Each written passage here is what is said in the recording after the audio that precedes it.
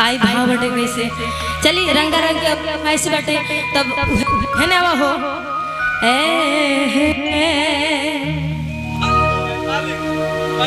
जय हो मालिक जय हो लास्ट जय हो रही ठीक बा लास्ट जय हो रही ओकरा बाद से दोसर कुछ हो कितना घोर घोर गाल ले बड़ू हो आज कौन जी ई कौन जिला हो छपरा जिला हनु सिवान जिला हो अच्छा सिवान जिला हटे तो सिवान जिला खातिर गाय पड़ी छपरा सिवान दोनों जिला खातिर काम लेकिन एगो गाना पटना में रहता तो सब भुला गई उनो साझे से नाच देखे आ गइलो बारात में कि भइल बाड़ो है हरे अपन में हर छोड़ी रात में कि ओनिए कटला भोर हरिया हो आ भोर हरिया वाह वाह तनी एक जनी होने चाहिए को लोग देखी होने चाहिए एक जनी कि ओनिए कटला भोर हरिया हो आ भोर एकदम फुल टाइट एनर्जी बनी ना कि कादूनी देख के तू आई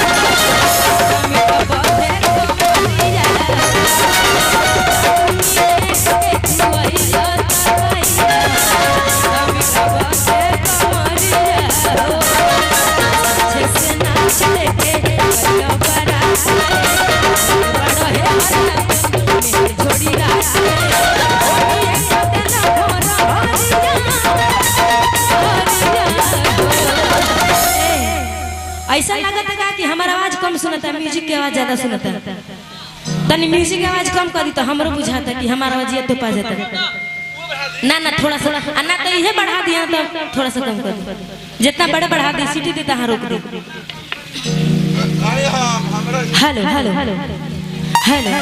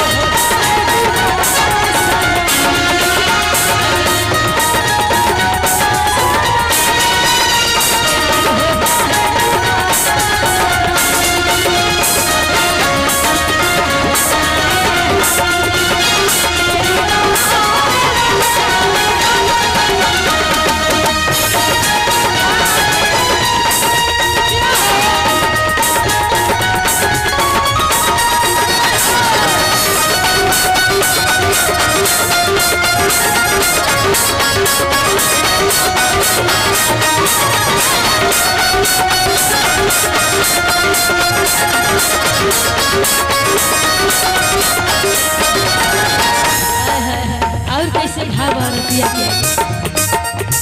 है ना भेज दूं हां लोग बड़ा ना हो सुने तू जो सुने लागे कागल भाई दे बका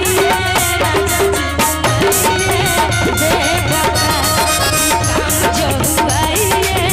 दे बका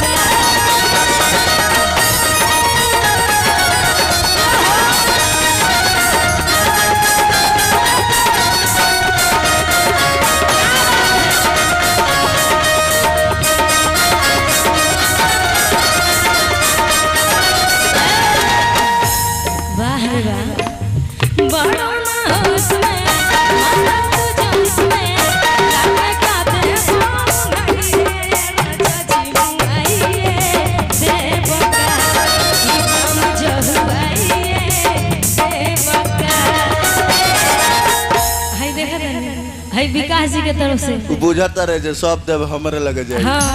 सब यहीं लगे जाइए ऐसे देखते हाय देखते ये बड़ा ना हो उसमें तू जो उसमें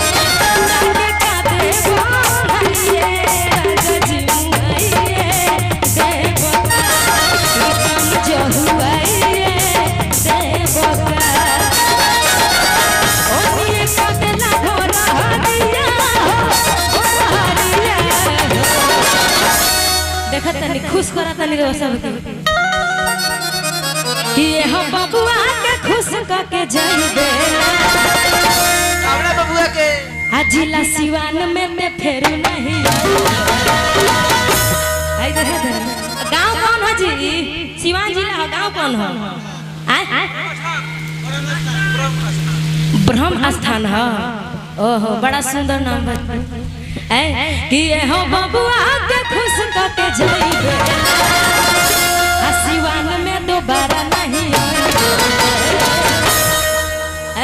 कि ओनिए को देला भोरा हरिया हो भोरा हरिया कि कादुनी देख